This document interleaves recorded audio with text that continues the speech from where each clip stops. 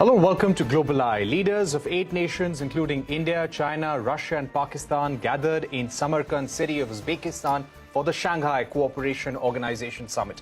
This is the first meeting of the SCO members after the pandemic. This is also the first time when Prime Minister Modi and Chinese President Xi Jinping came face-to-face after the deadly border clashes in 2020. It was also the first time for Russia and China to hold bilateral talks since the Ukraine invasion. China said it will work together with Russia to become great global powers and inject stability and positive energy into a chaotic world. The Russian president thanked China for taking a balanced approach on the Ukraine invasion. Speaking at the summit, Prime Minister Modi said he wants to transform India into a manufacturing hub. There was no bilateral between Prime Minister Modi and President Xi Jinping. However, China supported India as a host country for next year's SCO summit. We're now joined by Ambassador K.C. Singh, former diplomat and strategic affairs expert, Brahma Chellaney also with us, and we have with us Ash Jain from the Atlantic Council. Thank you very much, gentlemen, for joining us. Brahma Chellaney, if I can begin with you, give us a sense of how you read the big message coming from the SCO summit, especially from the meeting between President Putin and President Xi. China saying that it wants to make great efforts with Russia to play the role of great powers in guiding the world in this chaotic atmosphere. The big message coming from the Putin-Xi meeting first. I think the Xi Jinping-Putin meeting underscores the new global divide, a new global divide between the Western Bloc and the China-Russia axis. In fact, the SCO symbolizes the China-Russia axis. These two countries were the founders of the SCO, though China increasingly has been in the SCO's driving seat. The SCO itself is a very unusual organization. It's a club of autocracies, with India being the sole exception. India is the only established democracy in the SCO. India, therefore, lends value to the SCO. But to answer your question, the big takeaway from the SCO summit is that the China-Russia axis may look solid, but it's actually not that solid, because China is seeking to pursue its own narrow interests. It's seeking to build energy security by taking advantage of the fact that Russia is diminishing its gas supplies to Europe, and Europe is cutting off oil imports from Russia, and that allows China to build an energy safety net that will not be subject in any war scenario, a Taiwan war crisis, subject to a US interdiction. So for China, Russia's troubles are good news to enhance its own economic and military power. And as far as India is concerned in this bigger picture, India wants to serve as a bridge in the new global divide, rather than getting squeezed by both sides. But one can argue that India is already facing a squeeze from both camps. China, as you know, has stepped up military pressure on India, and the US is returning to rearming Pakistan, as highlighted by the New Deal to modernize Pakistan's F-16 fleet.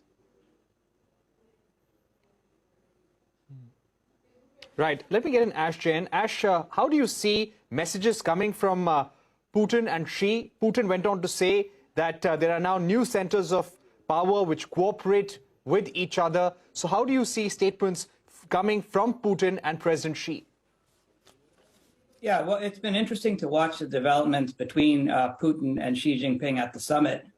Clearly, Putin, in his opening remarks, suggested that there were some differences, particularly between the Chinese and Russian views on Ukraine. He said that he sees and understands that China has some concerns. This was a surprising admission coming from Putin, who wants to project sort of solidarity with China. But the overall message, I think the overall symbolism of the meeting, the fact that the Chinese and the Russian leaders have come together in this setting, suggests that they continue to support each other with their broader global agenda, pushing back on the West, pushing back on the US-led international order, they see that they're trying to create a kind of club that makes the world safe for their autocratic systems of government. And what we saw in the larger messaging and the fact that this was Xi Jinping's first visit outside of China since COVID began, a visit that made clear that he wants to stand together and show the world that China and Russia and the other Central Asian states are acting in one voice, in one setting, in terms of looking at the challenges facing the global order. Now, India's participation in this summit is another story, and it's clear from the Russian-Chinese perspective that they would like to engage a broader grouping that includes India and others as they stand up to and project this kind of anti-Western global vision. India itself is a little bit of a misfit as a long-standing democracy in this club. Right.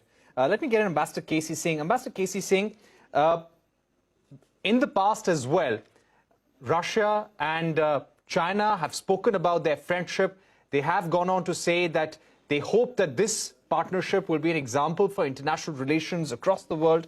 Do you think the closeness, the proximity of the two leaders, of the two countries at the SCO summit was symbolism limited to the SCO summit, or is there a larger significance for the evolving global order as a result of their statements?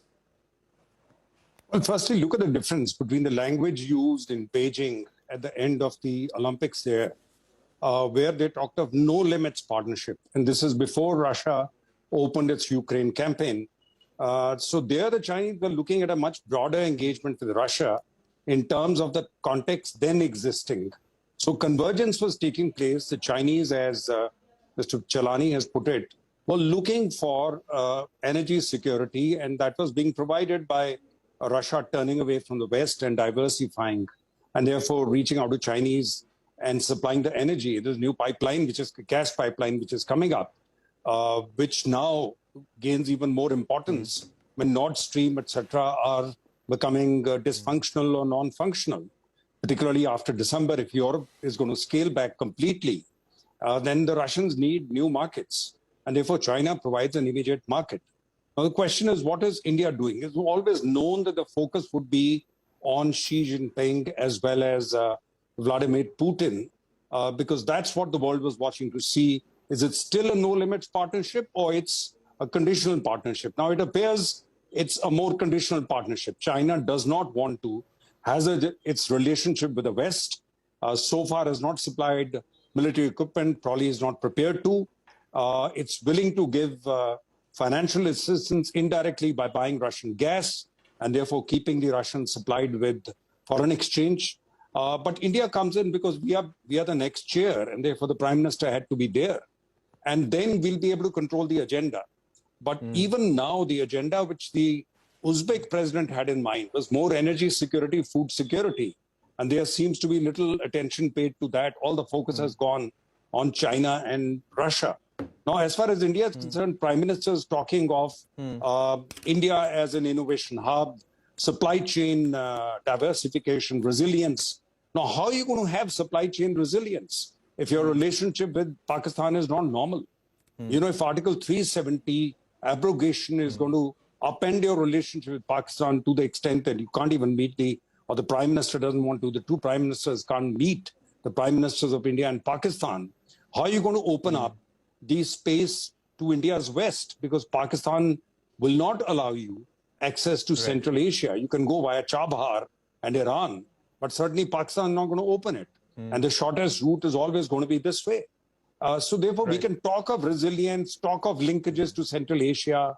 I don't think they are investment-rich countries in Central Asia who are going to be bringing investment in. So in a sense, there is a slight disconnect between Prime Minister's message and what SCO is all about. SCO was always about security. It was founded 3 months before 9/11. And therefore, it was the concern from Taliban control of Afghanistan which created this, the birth of SCO. And then it has focused on terrorism, on drugs coming out of Afghanistan. But post-2001, when the Americans arrived in Afghanistan, in Kabul, and a West American-friendly government took over, The Chinese then brought in their Belt and Road and expanding the network, and therefore talking of infrastructure diversification. So are we on the same page as the Chinese when we talk about it? No, because the Chinese are looking at CPEC, their communication to the Indian Ocean going through Pakistan, whereas that is not available to you. You are not going to be linked into that. You have shown some interest, but that's not going to work for you. Or they're linked through Central Asia to Europe and the Gulf. All right. So the focus is going there. So where does India fit into it? I don't know. As long as we don't normalize relations with China and Pakistan. Right. So that's an important message. And one of our panelists also said earlier that India was probably a misfit in this setting.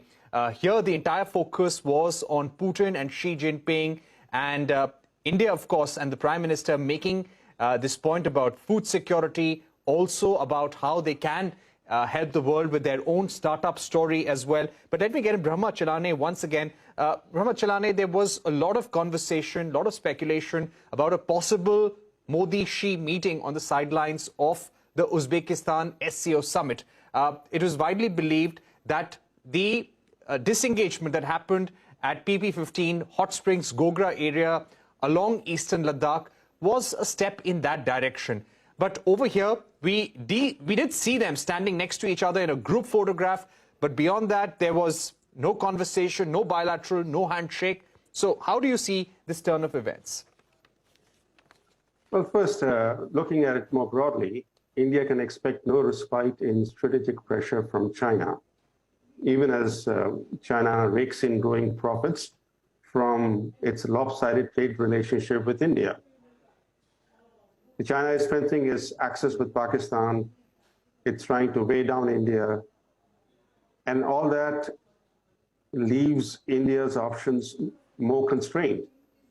Now, in this bigger picture, whether Xi Jinping and Modi met or not, the bigger picture doesn't change. But it's still possible that there may be a Modi-Xi Jinping meeting this evening because the bilaterals are still going on.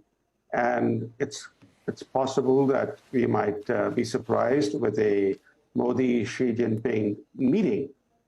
But even if it were to take place, we should remember that this won't be a meeting that is going to lead to any breakthrough.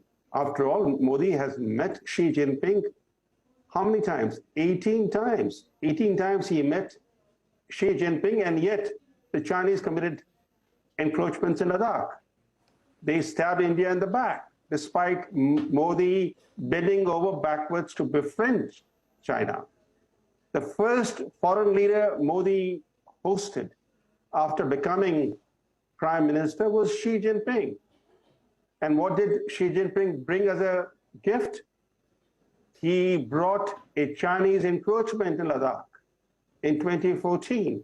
So the more India has sought to engage with China, the more China has pretended that it's engaging India while it has been working to contain India. So a Xi Jinping, Narendra Modi meeting is not going to make much of a difference to the bigger picture that India faces growing strategic pressure from China. And it has to deal with that pressure, not through showmanship, diplomatic showmanship, which is what we increasingly are focusing on. In recent years, every China-India meeting has been overhyped in India, especially by the Indian media. And yet, our troubles with China have been growing. So India needs to fundamentally change course. It has to not shy away from employing leverage where it has leverage. It should use its large market as a powerful source of leverage vis-a-vis major economies like China. It is true that India has been imbibing greater realism, yet, as you know, India remains intrinsically reactive. And without proactive diplomacy and proactive national defense, India will continue to punch far below its weight. Right.